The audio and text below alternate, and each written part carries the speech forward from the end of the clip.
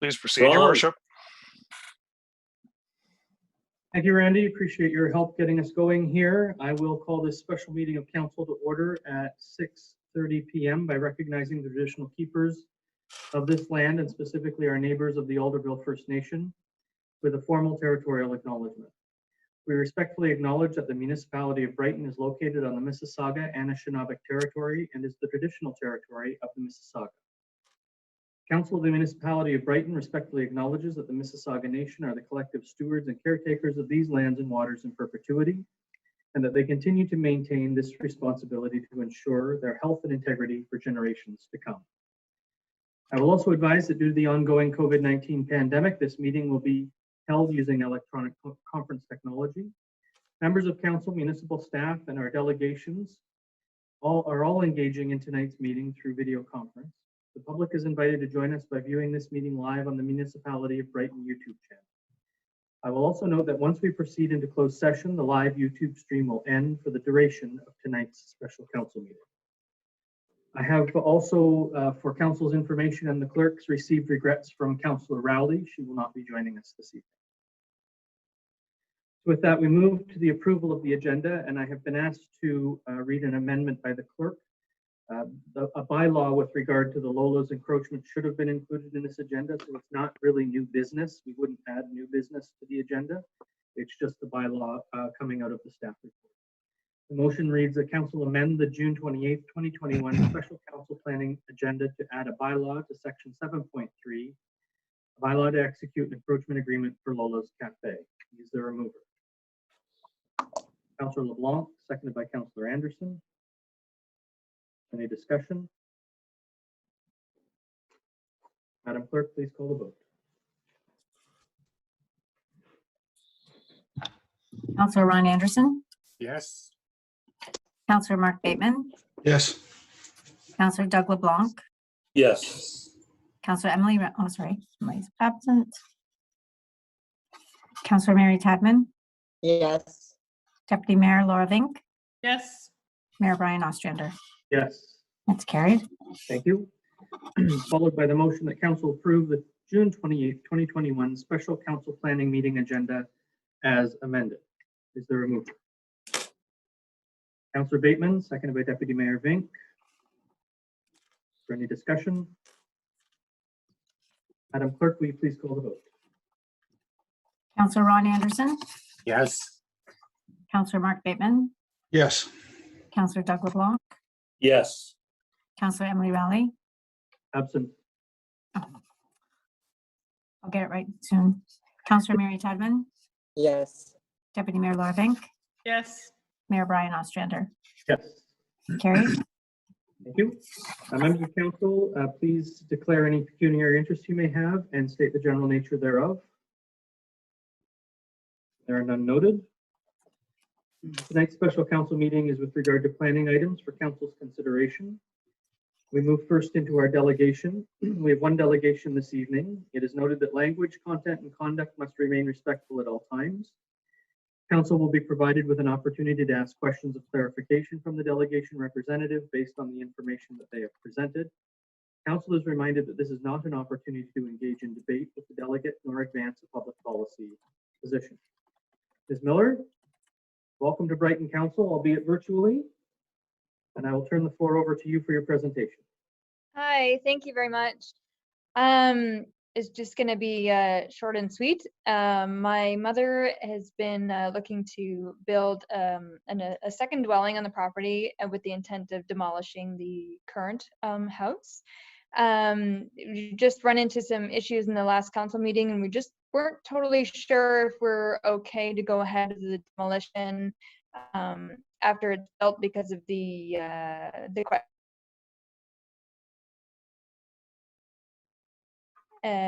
sorry, I think my computer just froze for a second. And so we're just looking to get the approval from council to not only go ahead and build, but to demolish after the build is finished. Thank you, Ms. Miller. So we won't necessarily answer that question by way of the delegation. I think council's overall concern was with regard to being able, whether we could possibly add a second dwelling. Mhm. Opportunities for that purpose. It's my understanding from what you're saying that is not your preference, that's not the opportunity you see.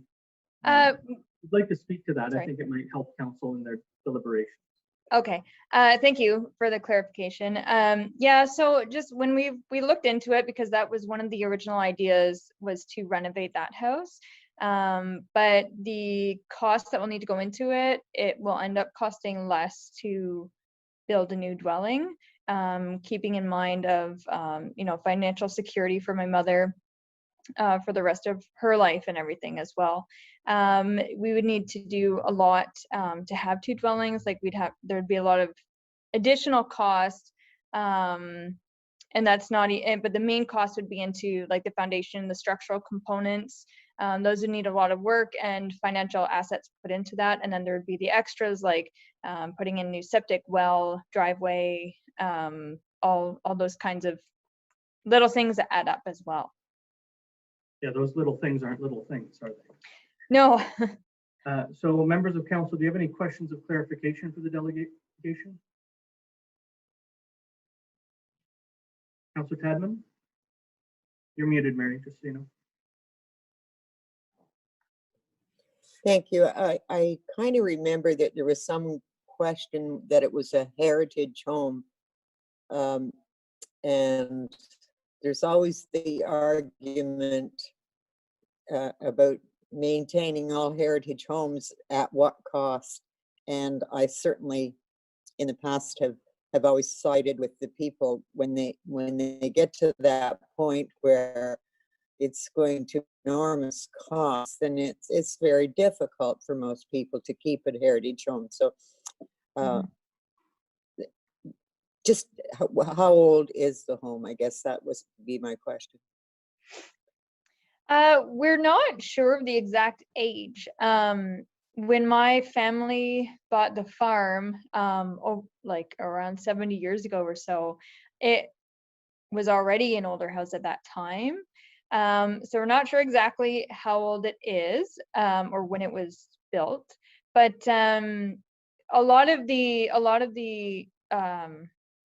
there's been renovations even before my family owned it as well. So a lot of the home isn't even that old anyway. I think there's 3 rooms left that are like from the original house. Other than that, everything has been changed or updated too. So I'm not sure how much is actually there from like the heritage standpoint too. Sure. Right. Thanks. Thank You're you welcome. both. Any other questions from members of council? So thank you for bringing your information to us. You will see, you obviously know in the agenda we'll be discussing the possibility of a demolition permit as we move forward. Yes. And you're welcome to stay here with us and listen to those deliberations, or you may tune into YouTube if you'd rather do other things as well. Okay. I might shut off my video, but still watch if that's okay. We'll just ask you to mute yourself and stop your video. Yes. Yep. Great. Thank you. you. Welcome. Thank you. The motion before me reads that council received the delegation from Anna Miller regarding 664 Smith Street, Brighton, demolition building permit. Is there a mover? Councillor Bateman, seconded by Councillor LeBlanc. Thank you again for joining us, Anna. Is there any questions on the motion from members of council? Members of council, please unmute yourselves. Madam Clerk, please call the vote. Councillor Ron Anderson.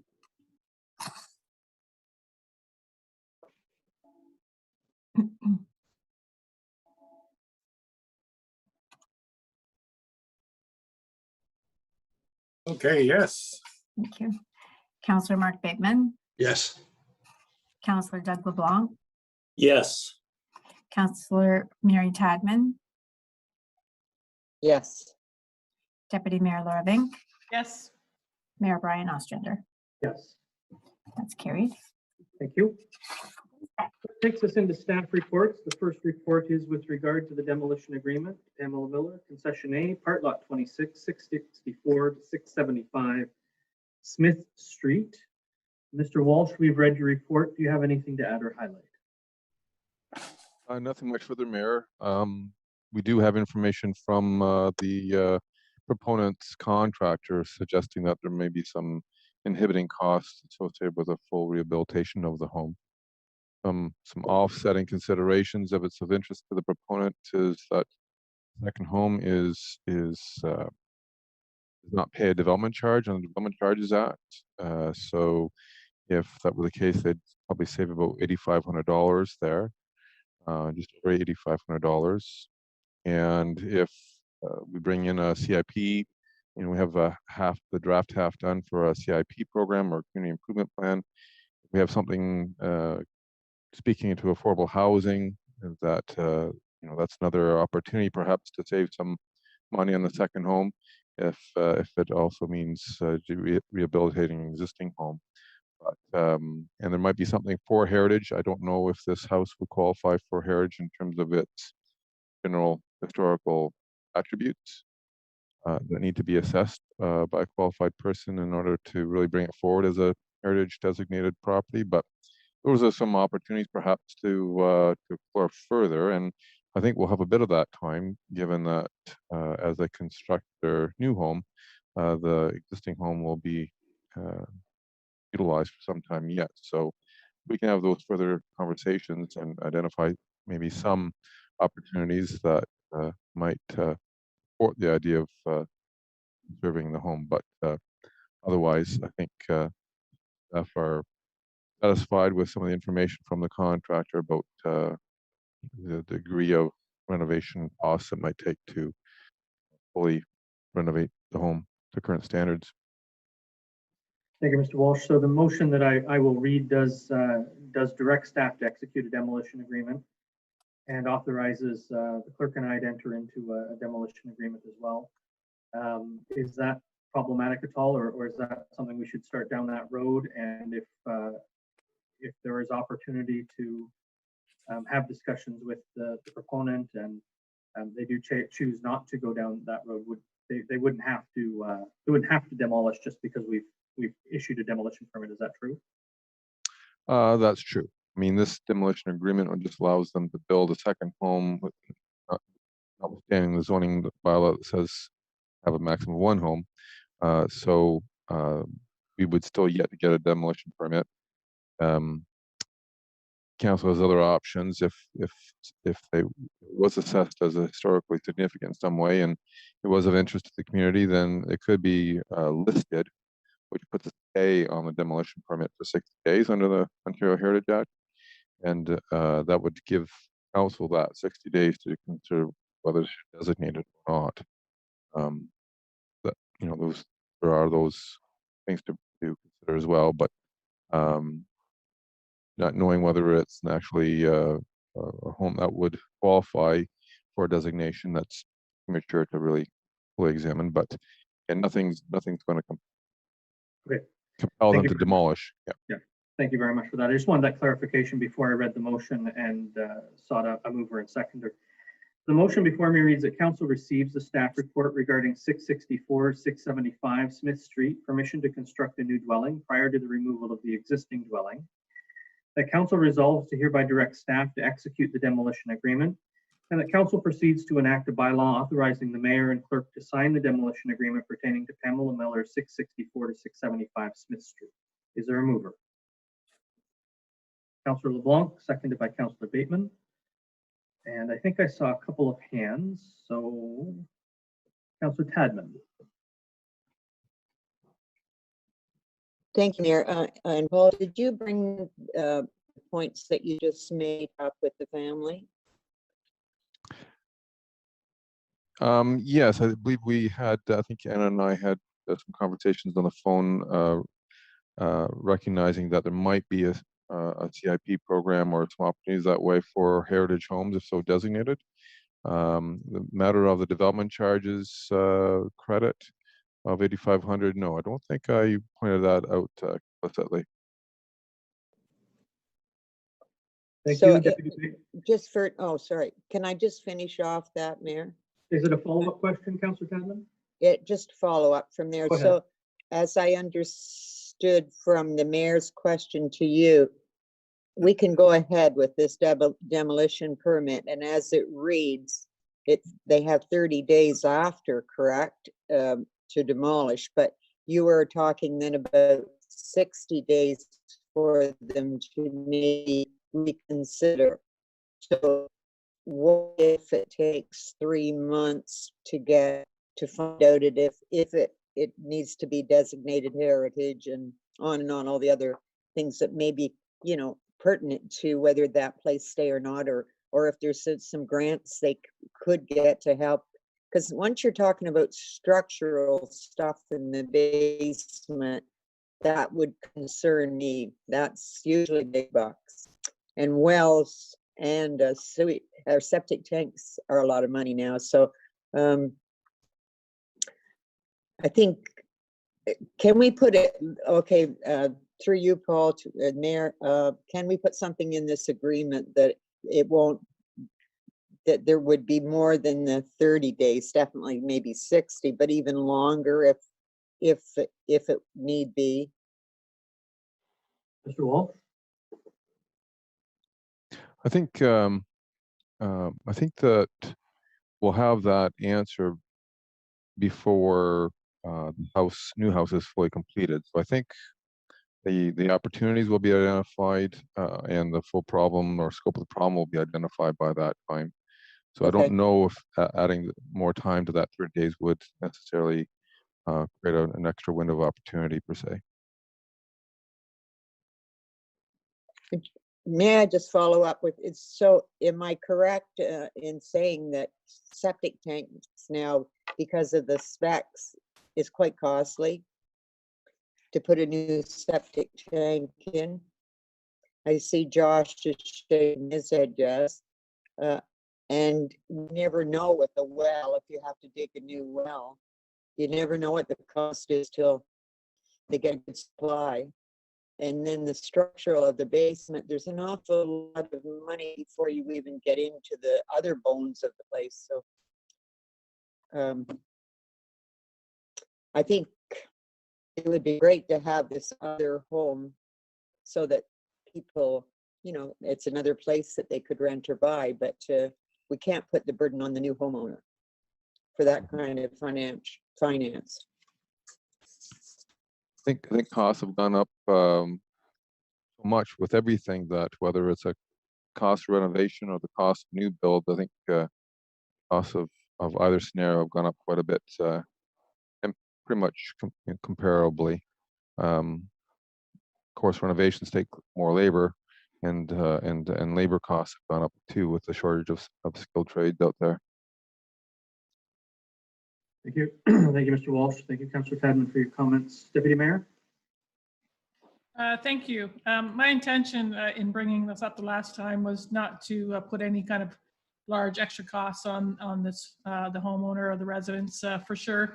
I think just the only concern was, number one, that it is definitely an older home and whether or not it could be saved, and also is that we don't have a lot of supply of homes. So if there's a way to maintain it as a rental or sever it off and sell it. And that was my only concern. If it's doable, yeah, I understand costs. Costs are very high for all of those things right now. And septic and sewer especially are very expensive. So, but again, if we have a bit of time to investigate some of that stuff and see whether there are opportunities, that would be just good. I think we just have to be proactive, I think, and encouraging not just this proponent, but everyone who comes forward who wants to demolish, to find out whether it really needs to be demolished in this day and age. So that's my point. I'm okay with moving ahead with this as it is. Thank you for that. Any other questions or comments from members of council? Councillor LeBlanc? Through you, Chair, for the planner. If this permit, if we vote to get this permit of destruction through, are the new home and the old home, are they on separate lots?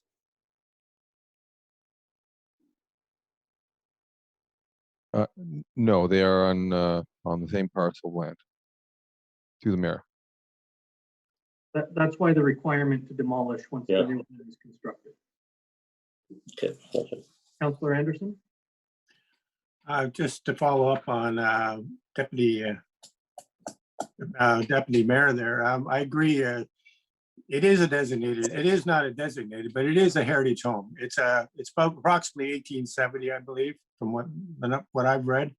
Also, the community, it played a big part in the Smithfield area. In the community, the farm did, the family did, and everybody should recognize that family being a major player in the area. And so when you designate a property, and it's not just for the structure, it's not just for the facade is important, and I think that's there. I think whoever did renovations probably was compassionate to that.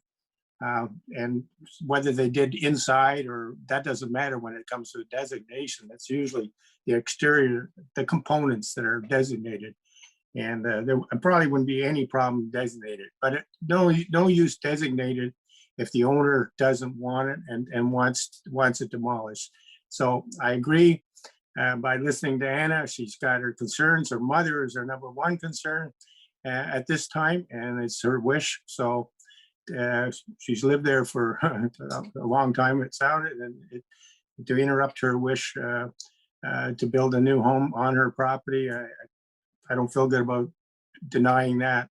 But I'm glad everybody's talking about it, and we'll still talk about it as we proceed to the date that it may have to come down. But there could be opportunities and change of heart down the road. So anyhow, I think it's a good discussion. Thank you.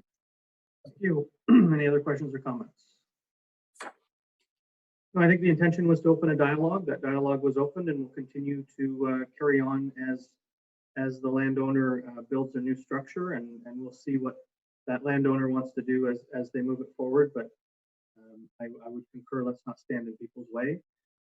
If there's something that the landowner can get their head around and allow this property to have two homes on it, or to create two lots with two homes, great. If not, well, they have to do what's right for them on their property at the end of the day. Are there any other questions or comments from members of council before I ask for the vote to be called? Members of council, please unmute yourselves. Madam Clerk, please call the vote. Councillor Ron Anderson, Yes. Councillor Mark Bateman, Yes. Councillor Doug LeBlanc, Yes. Councillor Mary Tadman, Yes, Deputy Mayor Laura Venk, Yes, Mayor Brian Ostrander, Yes, and is carried. thank you. We move on to the encroachment agreement, 74 Main Street. Mr. Walsh, we've read your report. Do you have anything to add or highlight on this one? Nothing for the mayor. Thank you. The motion before me reads that council receives this report. Pardon me, the council receives the staff report dated June 28th, 2021, regarding an encroachment agreement that would permit a patio to locate on the municipal road allowance in the front of 74 Main Street, and that council approves the encroachment agreement to be completed by staff in substantively the form as shown on attachment number 1 for the signatures of the mayor and the clerk. Is there a mover and a seconder? Councillor LeBlanc, seconded by Deputy Mayor Vink. Any discussion? Deputy Mayor? thanks. I'm all in favor of allowing this sort of thing to try to help businesses. I just want to make sure that everything remains, or the sidewalk remains accessible as well. Is that, can that be? Mr. Walsh? Yes, to the mayor, yes, the sidewalk will remain accessible. It'll be placed about a foot away from the sidewalk. Anyone else? Councillor Anderson? You said, Mr. Walsh, you said a foot away from the sidewalk. It's already part of the sidewalk. I see on your diagram, it says 12 feet from the curb. Is that correct? It says 12 inches from sidewalk. Oh, 12 inches. Yes. So it's there's going to, there's lots of room there to, okay. And this platform that's going to be built, I think it's a great idea. I think probably should have been done a long time ago, but if that platform, is it removed for the winter? through the mayor, my understanding is that it is a movable platform. It won't be fixed to grade, or they'll actually move it in the winter time. We did make allowances for some setbacks in the event that the snowplow equipment needed a little bit of a buffer there, so it didn't catch it and otherwise damage it. But I haven't incorporated a provision for its removal in the winter time. We did have that discussion. I think Tracy is available to speak to it if interest to council members. But Well, I know excuse me, may I speak, Mayor? To Paul again now, with that being a corner and with the amount of snow that does build up on it at times during heavy snowstorms, and we do get at it right away. But that a foot, it may not be enough for, and I'm saying, is there any expiry date on this platform being there? Is this something that's going to be there forever, or is there any, is it just a seasonal thing? That's what I just wanting to get the facts. I think we can move on it, get it done, but I think we need the facts in case of concerns later and concerns by the public. Yeah, through the mayor, no, there is no expiry date on the platform in the agreement. Might be wise then to incorporate a clause asking for its removal by late October or beginning of November or something like that to make sure that there is that adequate clearance for snow. We did have that discussion with operations at the beginning of this inquiry, but didn't flow through into the agreement. So, well, back through the mayor to you. I think that's something that would be proactive and given good thought to do such a thing. At the same time, yeah, is that platform got a railing on it so people cannot slip off it or fall into traffic? Or those are just things that spinning through my head when I looked at the drawings. Yeah, through the mayor, the height of it in the building code doesn't necessitate a railing. The vendor may choose to put a railing on there just out of some sense of security and aesthetics and a chance to maybe hang some plants and that sort of thing. But I think, in fact, I think the diagram, the elevation drawing associated with the application does show a bit of a railing around the seating areas and some plants standards too. Some planters, yeah, I saw that. Mhm. Yes. No, it's very nice. I think that's good. I'm glad you're answering some of my questions, and hopefully it's going to be a safe, productive zone. Thank you both. Councilor LeBlanc, you had your hand. Yes, thank you, Your Worship, for the planner. I sent you a bunch of pictures today from Newcastle where the turnoff was, where a similar ramp is. And when they installed theirs in Newcastle, I was talking with the owners on each side of the street because they even take off the parking spots. And when they did theirs, they didn't need a building permit. And also when I looked at the one in Port Hope, the number ones in Port Hope, they're a little bit taller than this one. They didn't need building permits made out of wood structures and stuff. And also, if you look at some of the fences that we have beside the sidewalks, they're within 4 inches of the sidewalks to 2 inches from the sidewalks. And we don't ask those fences to be removed in the wintertime for snow removal. So I don't know why we would ask this to remove, because people may want to sit because we're getting milder and milder winters. We don't get as much snow. So, and I do think we should be supporting a lot of our industries to give them a place to stop. If you look at our downtown, you go to our downtowns, this will give people walking, they can sit down and have something with a southerly exposure so they can be in the sun. Maybe later on they can put something for the shade if it's warm. So I support this 100%. Thank you, Councilor LeBlanc. Deputy Mayor?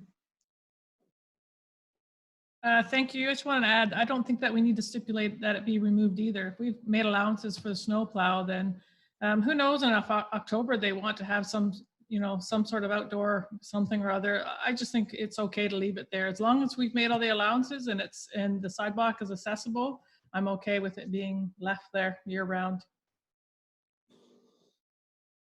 Thank you, Deputy Mayor. Councilor Tadman. You're muted, Mary.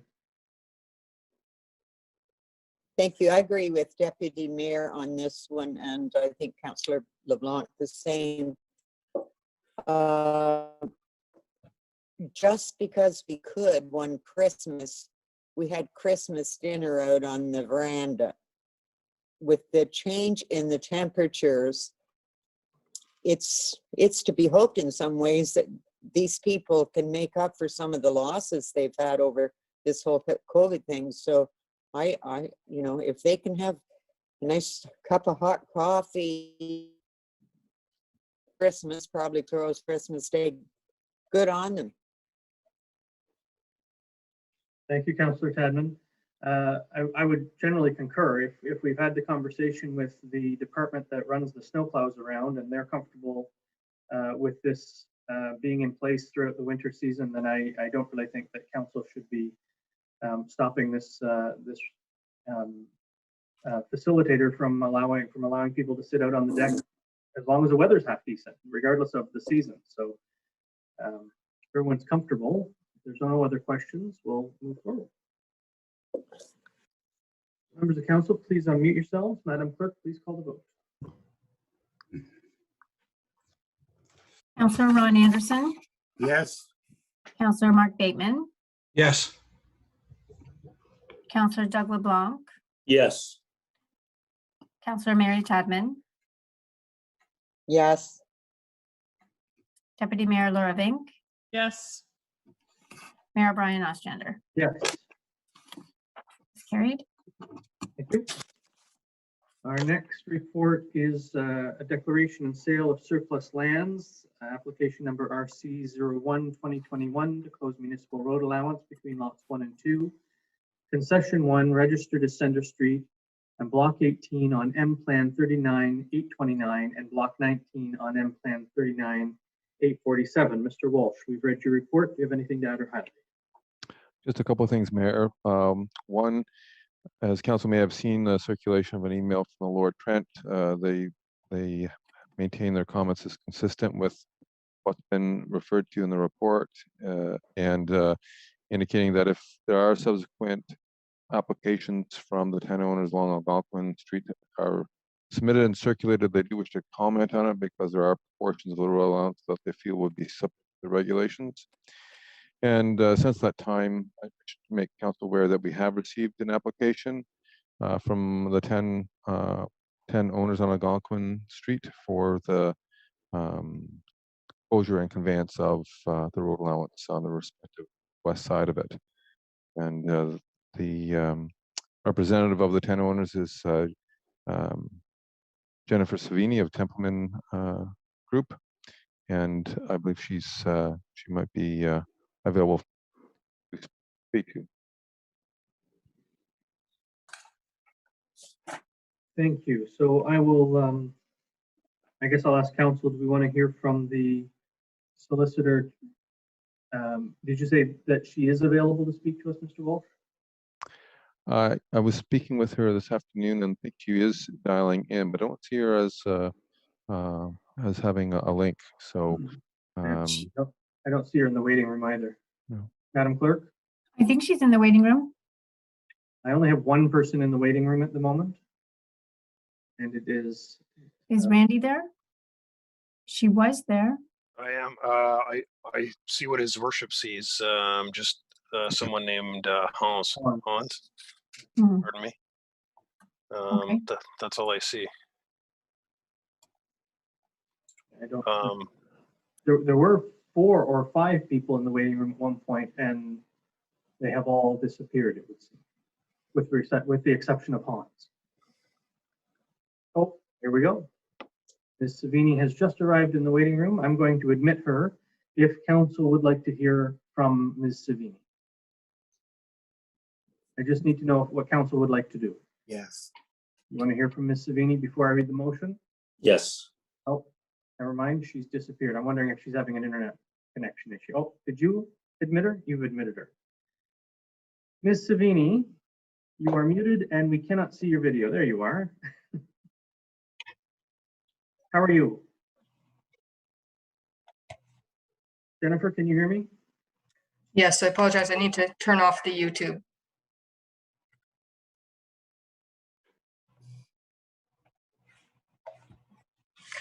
Okay, Your Worship, members of council and staff, thank you for the opportunity to speak this evening. We have been retained on behalf of all 10 landowners on the east side of Algonquin Avenue with respect to their interest in half of the municipal road allowance in Block 19. The primary intention of the homeowners is to retain the woodland that currently exists between the lands that they own and the proposed subdivision to the east. It's that reason why the homeowners have applied through the municipal policy when an application is received and the other owners wish to convey half of the road allowance, they are to apply. So we've done that. So the interest is to purchase the half of the road allowance and maintain the woodland as it exists in its natural state. So that's the stated the stated intention of the homeowners. The primary reason for that is, well, there's two primary reasons. The ability to maintain a natural buffer between the existing homes and the proposed subdivision to the east. And also from an environmental perspective to maintain the woodland. Obviously, there are environmental benefits in retaining the trees as they are. So what the homeowners are looking for is the entire road allowance, if possible, to be retained as an environmental protection zone, with half conveyed to them so that they maintain control over that.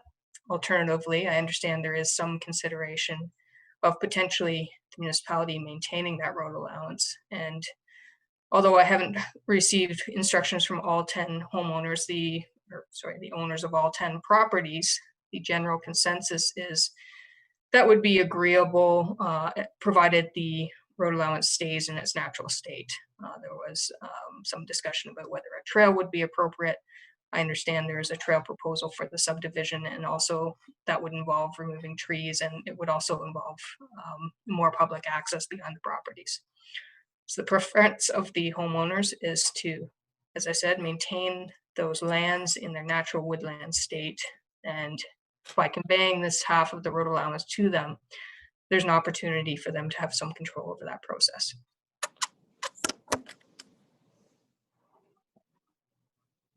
Thank you, Ms. Savini. Are there any questions from members of council for Ms. Savini? Councilor LeBlanc.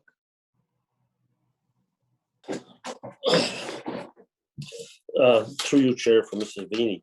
So it's council's decision we'll make a decision as a council either to close it, sell it.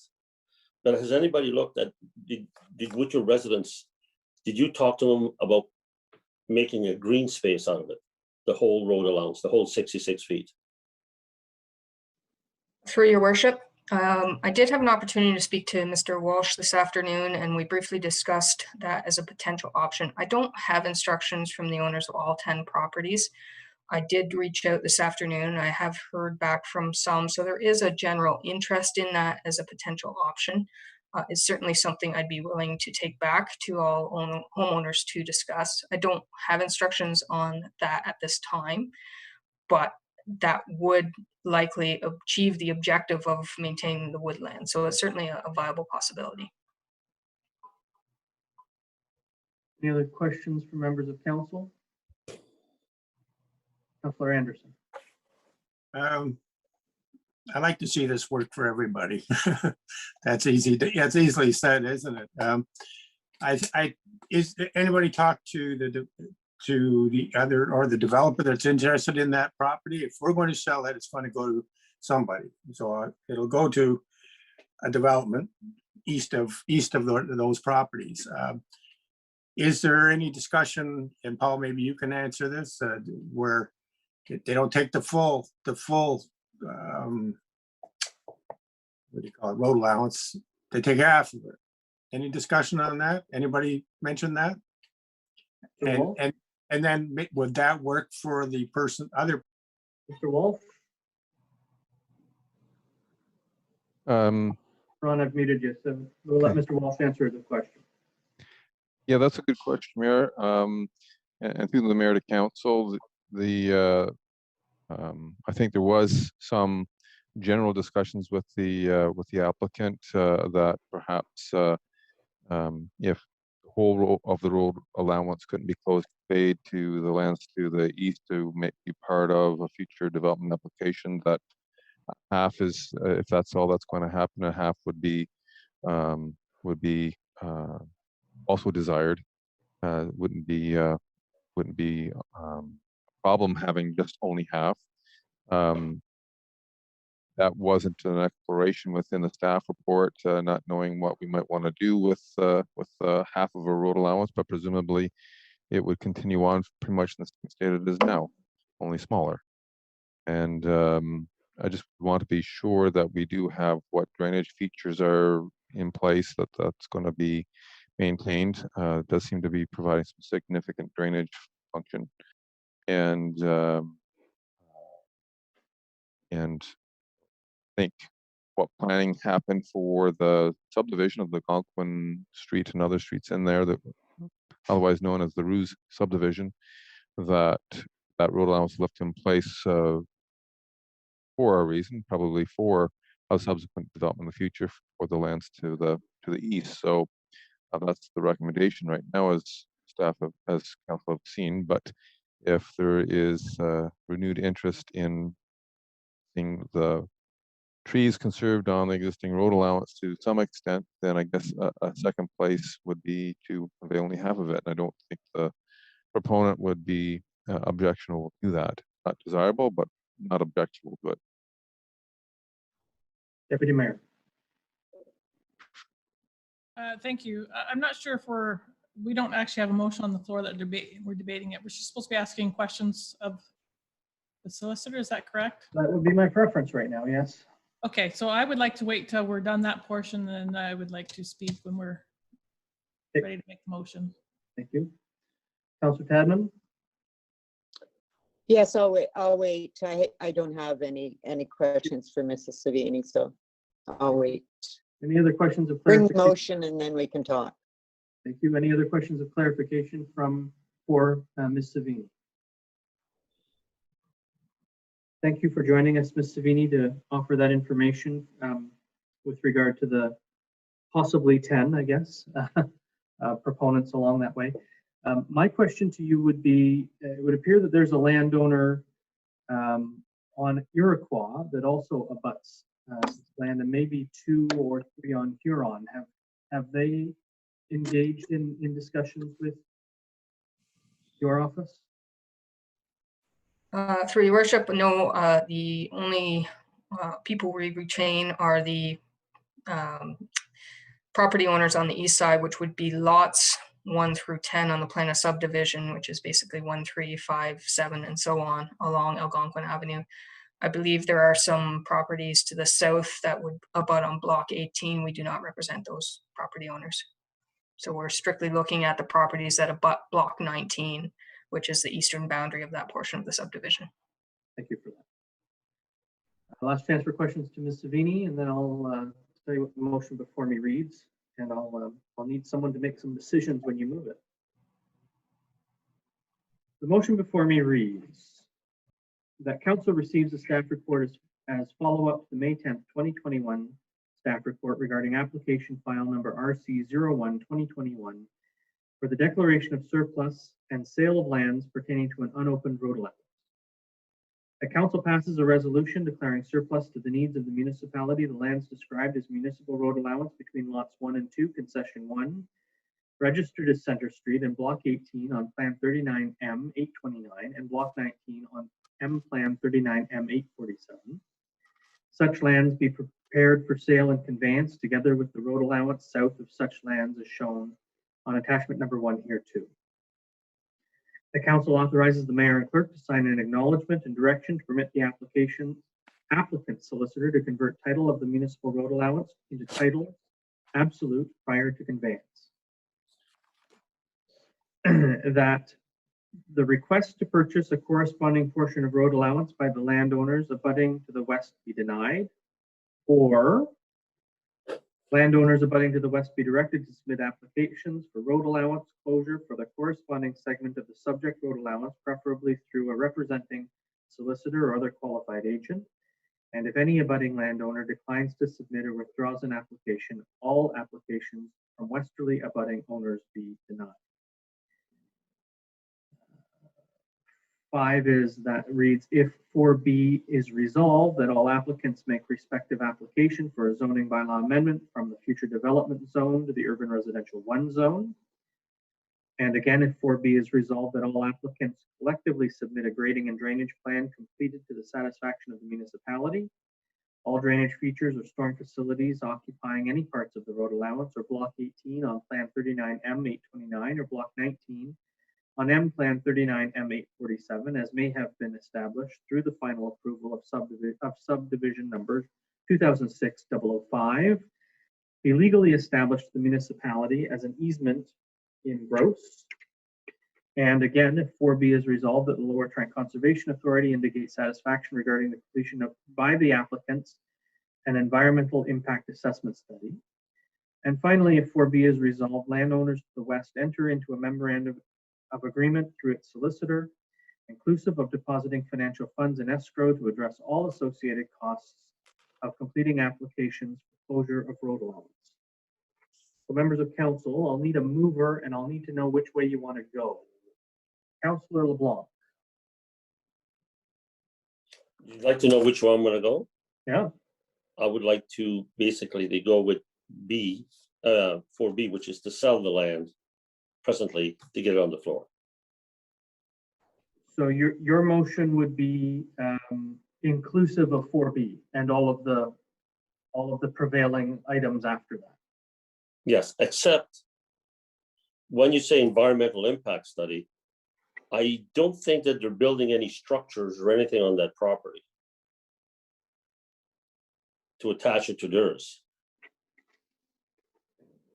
I don't believe that's the intent either, but once a person owns a piece of property, you and I both know what happens next or can happen next. So if somebody wanted to build on it, then they'd have an impact study, not as they purchase it. I purchased a lot of land. Nobody asked me for an impact study. Now, if we're going to throw 4B on here, let's have the discussion with all of the items on it. And before we vote, we can always then amend the motion. Yes. Fair enough? Okay, Mayor. Fair enough, Mayor. Is there a seconder to that? Councillor Anderson, are you seconding it? Yes. Okay. Thank you. Now, there were a number of people who wanted to talk. I'll go back to the deputy mayor. Thank you. I'm not sure if perhaps we should be looking at deferring this so that we can get further answers, but I'm just going to ask a few questions about it. Mainly, I'm wondering, we've been hit with lots of different options, so I think it'd be difficult to make a decision tonight. So I guess what I need to know is a few things. What is the width that it is that would be half of the road? If Mr. Walsh can tell me that. Half of the road allowance, what's that width? Through the mayor, I believe it's 66 feet wide or 20 meters. So it'd be 33 feet. Half would be 33 feet. Correct. So we're looking at the possibility of a 33-foot buffer. Is that, and that's what the homeowners are looking for.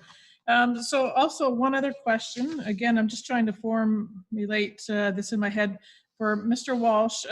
In your report, it mentions that Mr. Roos was thinking that he still owns property. Has that been resolved? Do we have a clear answer on that? Through the mayor, I believe it's fairly clear that Mr. Roos does own a parcel. It's beside the park. That parcel is landlocked, so he would need to find access to it. I believe there might be an easement to it through the park, but for it to be fully developed in some capacity, then it need to have some access either from the east or from the south. So I have asked Mr. Roos to be in touch with the applicant, Mr. Toby, and have discussions on what arrangements could be made just to see that he does have future access. Normally under section 51(24) of the Planning Act, there are a number of items that the Municipal Planning Authority must consider in making a decision to approve a subdivision, one of which is streets to adjoining lands. So it would be the planning staff strong recommendation in dealing with an application for subdivision that there be a street connecting to the adjoining lands, particularly in this case, given that it has no other access. Just one last question Right. on timing. Is there any reason why this can't be looked at another time so we can gather more information, or is there something time sensitive here? Through Mayor to Council, there's nothing of a particular deadline, such as a purchase of and sale offer, anything like that I'm aware of. Just that the Mr. Kobe, who owns what we call the Allowance estate property, wants to convert that into titles absolute, and that can be a time-consuming undertaking because all the adjoining landowners get notice and they all have to do their sign-offs. And if there's any legal clouds on the adjoining titles with respect to the Allowance estate title, then that has to then trigger a fairly in-depth title search. And sometimes that means contacting previous owners, many conveyances back, and it can be very time consuming. So he wants to get a start on what can be a very time consuming process. And so you'll see one of the recommendations that perhaps would be, we separate that recommendation out from the report, that at least we can get the road allowance as it currently is converted into titles absolute at the same time that the Allowance estate is converting its title to absolute, so that we can have that time to have further dialogue with the owners of Algonquin and perhaps Mr. Roos to the south, and while at the same time we've got the most time-consuming challenge underway. Thank you. Councillor Tadman. I do agree with it's be deferred, and I would second or move that motion. But I just want to make a third option because I've come into this meeting after looking it all through, knowing the area very well. Way back when that was designed to be a street from where it runs in the upper part over the railroad tracks down, and it was designed to be there.